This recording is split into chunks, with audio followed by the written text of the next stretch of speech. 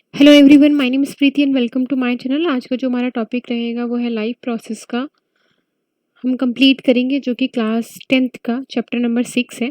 सो आइए स्टार्ट करते हैं। लास्ट टॉपिक में हमने आपको डाइजेस्टिव सिस्टम के बारे में बताया था। सो एक ये जो है स्मॉल तरीके से आपको रिमाइंड करने का एक टेबल फॉर्म में तरीका है। So it's very easy to learn. ऐसे आप बहुत अच्छे तरीके से और जल्दी से आप लर्न कर सकते हैं ये। तो जो स्मॉल इंटेस्टाइन में जो भी डाइजेस्टिव जूसेस थे, एंजाइम्स थे, वो आप इस टेबल के थ्रू आप याद कर सकते हैं। जैसे कि डाइजेस्टिव एंजाइम्स जो है कौन कौन से होते हैं। जब हम कार्बोहाइड्रेट, फैट्स, हमारे में ये तीन कंपोनेंट्स होते हैं, ये कैसे ब्रेक होते हैं। ये कार्बोहाइड्रेट जो है ग्लूकोज में कन्वर्ट हो जाता है, फैट जो है फैटी एसिड और ग्लिसरॉल में, और जो प्रोटीन है वो अमीनो एसिड्स में कन्वर्ट हो जाता है।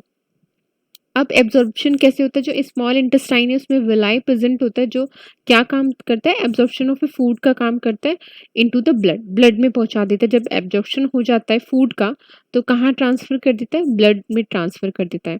और जो विलाई होता है वो फिंगर लाइक प्रोजेक्शन होता है। अब है स्मॉल इंटेस्टाइन में जो भी सिक्रीशन होता है वो क्या क्या सिक्रीशन होता है। जैसे लीवर है, लीवर जो है बाइल जूस को सिक्रीट करती है, और जो लार्ज फैट ग्लोब्यूल्स हैं उनको उनको स्मॉल फैट ग्लोब्यूल्स में चेंज कर देती है। उसी को हम क्या कहते हैं, उस प्रोसेस को इमल्सिफिकेशन कहते हैं। जो पेनक्रियाज है वो पेनक्रियाटिक जूस को सिक्रीट करती है, और जो पेनक्रियाटिक जूस है वो दो तरीके के जूसेस को क्या करते हैं, सिक्रीट करते हैं, जैसे ट्रिप्सिन और लाइपेज। जो ट्रिप्सिन है वो प्रोटीन को पेप्टोन्स में चेंज कर देती है, और लाइपेज जो है फैट को ग्लिसरॉल और फैटी एसिड्स में चेक कर देती है, चेंज कर देती है। So it's a small thing to learn. या आप इजी तरीके से आप डाइजेस्टिव सिस्टम को लर्न कर सकते हैं। सो आइए अब बात करते हैं रेस्पिरेशन की। What is respiration. एक्चुअली हम जो पढ़ते हैं हमें लगता है कि रेस्पिरेशन का सिर्फ ये काम होता है कि एक्सचेंज ऑफ गैसेस। नहीं, रेस्पिरेशन का ये भी काम होता है कि जो भी आपने न्यूट्रिशन लिया है, जो भी आपने फूड मटेरियल टेक आउट किया है, उससे आपको क्या मिलेगी, एनर्जी प्रोवाइड मिलेगी। एनर्जी कैसे मिलेगी, वो उसके बहुत सारे वेरियस प्रोसेस हैं। ठीक है, हम लाइफ प्रोसेस में पढ़ रहे हैं, मतलब रेस्पिरेशन में पढ़ेंगे। अब क्या है कि बहुत सारे जो ऑर्गेनिजम्स हैं डिफरेंट वेज से क्या करते हैं, रेस्पिरेशन करते हैं। जैसे जैसे कि सम ऑक्सीजन, कुछ जो है ऑक्सीजन को यूज करते हैं और ब्रेक डाउन करते हैं किसमें, ग्लूकोज को कार्बन डाइऑक्साइड और वाटर में। और कुछ ऐसे जो होते हैं वो डू नॉट इन्वॉल्व ऑक्सीजन, वो ऑक्सीजन में इन्वॉल्व ही नहीं होते, मतलब उनमें ऑक्सीजन की रिक्वायरमेंट ही नहीं होती। तो ऐसी क्या चीज होती है। अब ना रेस्पिरेशन के तीन प्रोसेस है। एक तो है फर्मेंटेशन, एनारोबिक प्रोसेस और एरोबिक प्रोसेस। अब फर्मेंटेशन क्या होता है, एक्चुअली फर्मेंटेशन क्या होता है, ग्लूकोज को, ये जो दो स्टेप है, ग्लूकोज और पायरुवेट, ये दो स्टेप जो है वो सेम ही रहते हैं हर किसी प्रोसेस में। फर्मेंटेशन में भी सेम रहेंगे, एनारोबिक प्रोसेस में भी सेम रहेंगे, और एरोबिक प्रोसेस में भी सेम रहेंगे। सबसे पहले क्या होता है, ग्लूकोज जो है पायरुवेट पे चेंज होता है, और ये साइटोप्लाज्म में ये रिएक्शंस होती है। ठीक है, उसके बाद जो फर्मेंटेशन प्रोसेस में क्या होता है, एब्सेंस ऑफ ऑक्सीजन, मतलब ऑक्सीजन की रिक्वायरमेंट नहीं होती, और वो ग्लूकोज को सबसे पहले पायरुवेट में चेंज करता है, और पायरुवेट से इथेनॉल, इथेनॉल से कार्बोहाइड्रेट, कार्बन डाइऑक्साइड और एनर्जी में क्या कर देता है, इसको ब्रेक कर देता है। इस टाइम पे क्या होता है, ये 2 कार्बन मॉलिक्यूल्स इसमें प्रेजेंट होते हैं।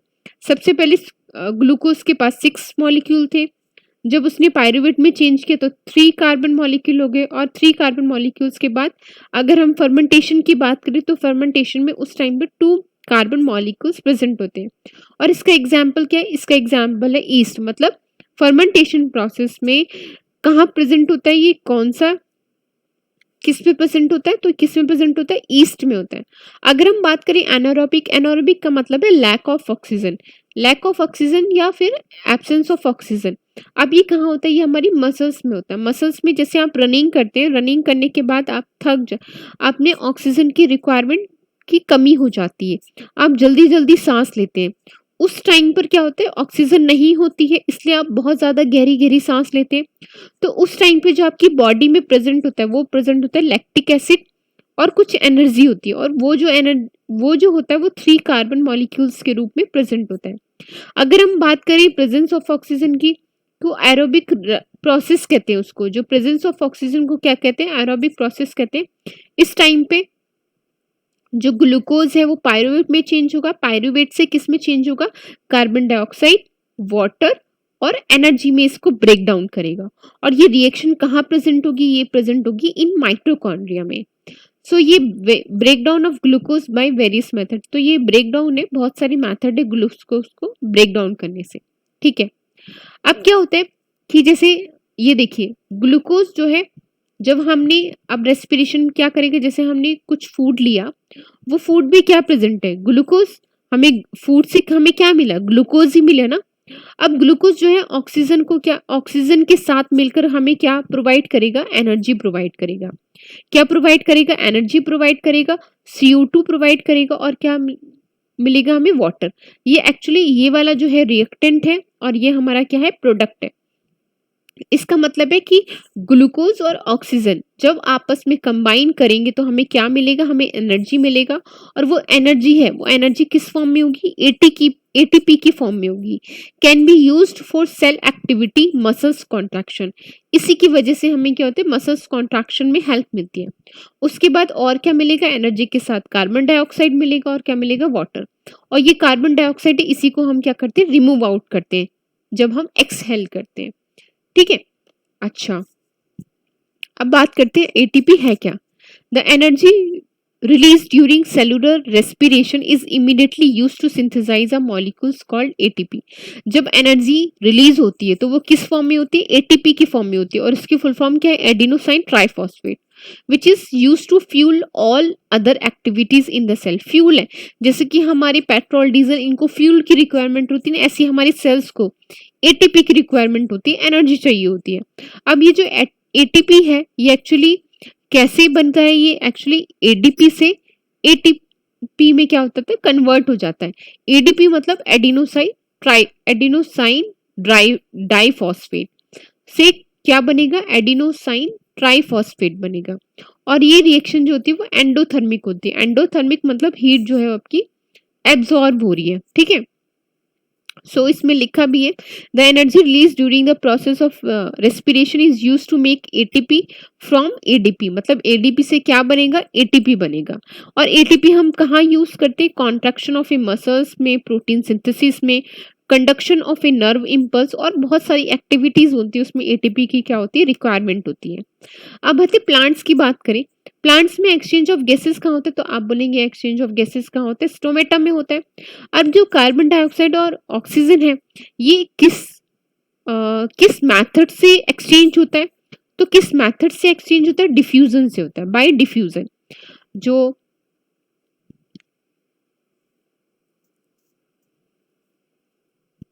सेल्स को इनहेल मतलब जो है एक्सचेंज ऑफ गैसेस में ऑक्सीजन को इनहेल करना और एक्सहेल करना, मतलब जो ये जो एक्सचेंज ऑफ गैसेस हो रहे हैं ये किसके थ्रू होता है, डिफ्यूजन के थ्रू होता है, ठीक है। अब आती है एट नाइट, अगर हम रात की बात करें तो रात में तो फोटोसिंथेसिस होता ही नहीं है। क्यों नहीं होता फोटोसिंथेसिस, क्योंकि लाइट प्रेजेंट ही नहीं है। लाइट प्रेजेंट होती होगी तभी तो फोटोसिंथेसिस अकर होगा ना। तो उस टाइम पे क्या होता है, CO2 एलिमिनेट होता है, मतलब आउटसाइड क्या होता है, CO2 एलिमिनेट होता है इन्वायरमेंट में। अब ड्यूरिंग द डे क्या होता है, CO2 जनरेट ड्यूरिंग रेस्पिरेशन। उस टाइम पे जो CO2 का काम होता है वो रेस्पिरेशन का काम होता है। ये रेस्पिरेशन किस में होता है, फोटोसिंथेसिस बनाने में यूज करेगा, क्योंकि हमारी जो रिएक्शन होती है वो CO2 प्लस H2O ही होती है ना, तभी तो वो क्या देगा, तभी तो इट गिव्स क्या देता है, ग्लूकोज देता है। तो उस टाइम पे ये CO2 यूज होता है वहां पे, ठीक है। अब बात है एनिमल्स। एनिमल्स में ऐसे ही बहुत, जैसे प्लांट्स की बात करें इसमें डिफ्यूजन के थ्रू होता है, ऐसे ही एनिमल्स में बहुत सारे डिफरेंट ऑर्गेनिज्म प्रेजेंट होते हैं जो कि ऑक्सीजन को लेते हैं एनवायरनमेंट से और कार्बन डाइऑक्साइड को क्या कर देते हैं, आउटसाइड कर देते हैं, बाहर छोड़ देते हैं। जो टेरेस्ट्रियल एनिमल्स होते हैं, मतलब जो जमीन पे रहते हैं, उनमें क्या होते हैं, ब्रीथिंग ऑर्गन प्रेजेंट होते हैं, ठीक है, जो ऑक्सीजन को क्या लेते हैं, इनहेल करते हैं। और जो एक्वेटिक एनिमल्स होते हैं, जो पानी में रहने वाले जानवर जो होते हैं, उनमें क्या होते हैं, वो आप कैसे लेंगे, वो सांस कैसे लेंगे, तो वो सांस लेते हैं, जो वाटर होता है, वाटर में ही ऑक्सीजन क्या होता है, डिजोल्व होता है, और उसी के थ्रू क्या लेते हैं, वो सांस लेते हैं। जैसे हम फिशिस के एग्जाम्पल है, फिशिस जो है take in water through their mouth, mouth में वाटर लेती है and force it pass the gills, और गिल्स में पास कर देती है। और गिल्स ही फिशेस में जो है एक मेन ऑर्गन होता है जो एक्सचेंज ऑफ गैसेस का क्या करते हैं, काम करता है। ठीक है, अब बात करते हैं ह्यूमन रेस्पिरेटरी सिस्टम की।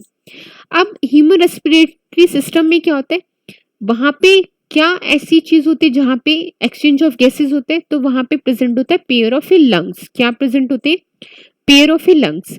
There is attached system tubes which open on the outside through the nostril. अब क्या होता है, हमारी ह्यूमन रेस्पिरेटरी में लंग्स प्रेजेंट होते हैं, पेयर्स ऑफ लंग्स। जो हमारे सिस्टम स्टार्ट होते हैं वो कहाँ से स्टार्ट होते हैं, नोस्ट्रिल से स्टार्ट होते हैं हमारा सिस्टम, जो रेस्पिरेटरी सिस्टम होता है। नोस्ट्रिल से टू हमारी two pair of nose, one pair of nostril होती है, इसका मतलब है दो।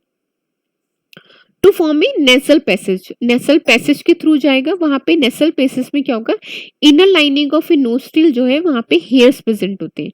जब आप सांस लेंगे, आपने देखा होगा कभी, जो हमारे अंदर की तरफ नोज में हेयर्स भी प्रेजेंट होते हैं, जो क्या काम करते हैं, ये हेयर्स प्रेजेंट होते हैं line by hair and remains wet due to the mucus secretion. वो वेट हो जाते हैं जब म्यूकस क्या होता है, सिक्रीट होता है। अब जो म्यूकस है, the mucus and the hair help in filtration the dust particle outside from inhale. ये क्या काम करता है, म्यूकस क्या काम करता है, फिल्ट्रेशन का काम करता है। कैसे फिल्ट्रेशन का काम करते हैं, जैसे ही डस्ट आपकी नोज में, जैसे आप सांस लेते हैं, सांस लेने के साथ साथ अगर डस्ट भी आ जाती है, ठीक है, तो आपको क्या होती है, छींकें आने लगती है। तो एक्चुअली वो पार्टिकल्स आपके अंदर चला गया है। ठीक है, तो जो हेयर के साथ म्यूकस है, एक्चुअली वो ये इसीलिए प्रेजेंट होता है कि वो फिल्ट्रेशन का काम करता है। Further air is warmed up, जब एयर वार्म्ड अप होती है, when it enters nasal passage, तो फिर कहाँ जाती है, नेसल पैसेज, मतलब यहाँ पे ये आपकी नोज है, ठीक है, ये आपकी क्या है, नोस्ट्रिल है। नोस्ट्रिल से हेयर, नोस्ट्रिल में हेयर प्रेजेंट होते हैं, हेयर प्रेजेंट होते हैं, उसके साथ म्यूकस सिक्रीट होता है। म्यूकस क्या काम करते हैं, फिल्ट्रेशन का काम करते हैं। फिल्ट्रेशन के बाद कहाँ जाएगा, नेसल पैसेज में जाएगा।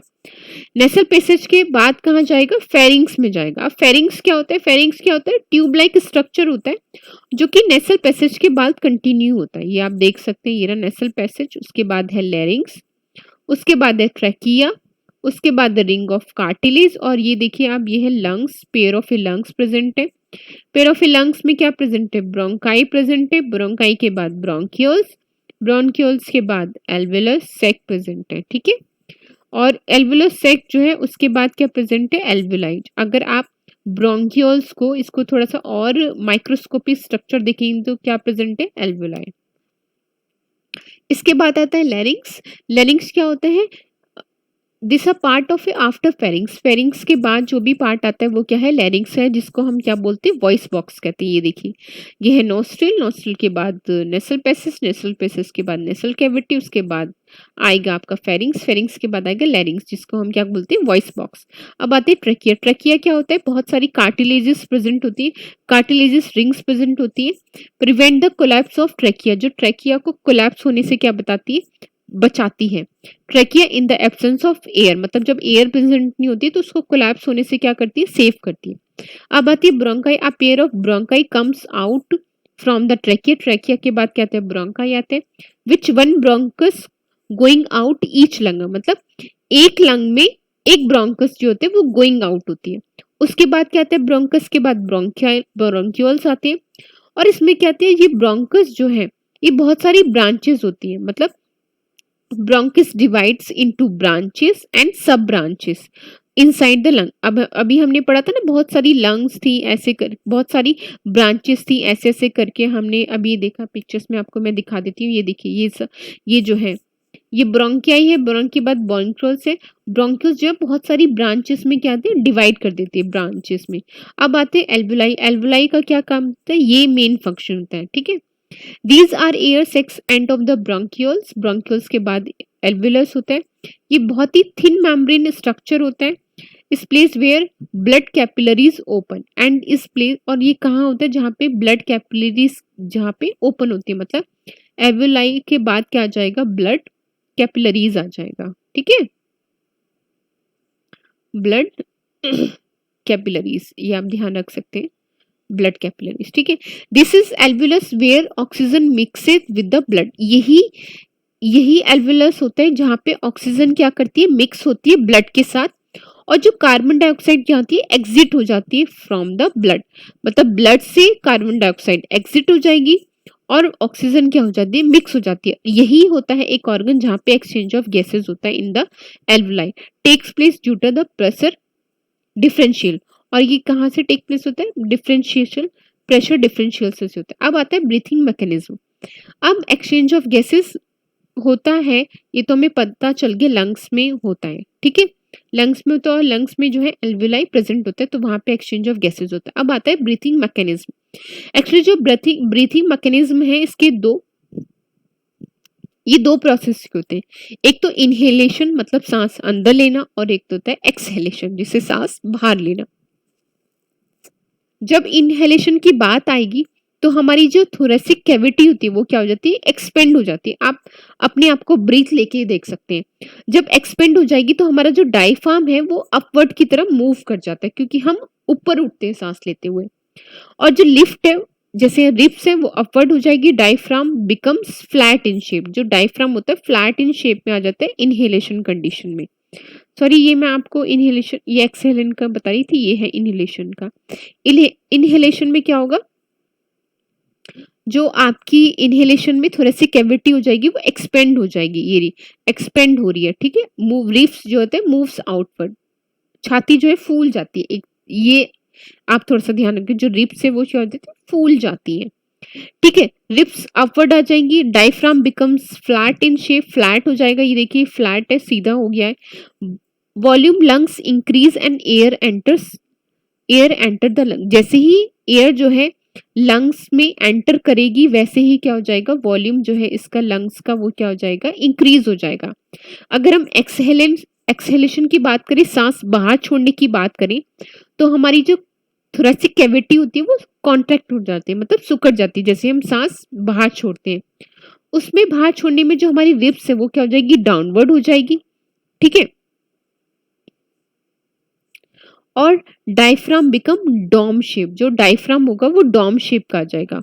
Volume of lungs decrease, air exit from the lungs, और जो वॉल्यूम ऑफ लंग्स है वो क्या हो जाएगा, डिक्रीज हो जाएगा, air exit from the lungs, जैसे ही एयर क्या जाएगी लंग्स के आउटसाइड बाहर छोड़ दी जाएगी, ठीक है। ये एक तरीका है, जैसे कि आप ये देख सकते हैं, ये एक्सहेलेशन है, ये एयर बाहर जा रही है और मूव्स क्या हो गई, डाउनवर्ड हो गई, अंदर की तरफ हो गई, तो जो डायफ्राम है वो क्या हो गई, मूव्स अपवर्ड, ऊपर की तरफ हो गई जब हम सांस लेते हैं, ठीक है, तो उससे ये डॉम शेप में आ गया और उसमें ये डायफ्राम जो है डाउन हो गया, ठीक है। सो आप ऐसे याद कर सकते हैं। So thank you so much for watching this video.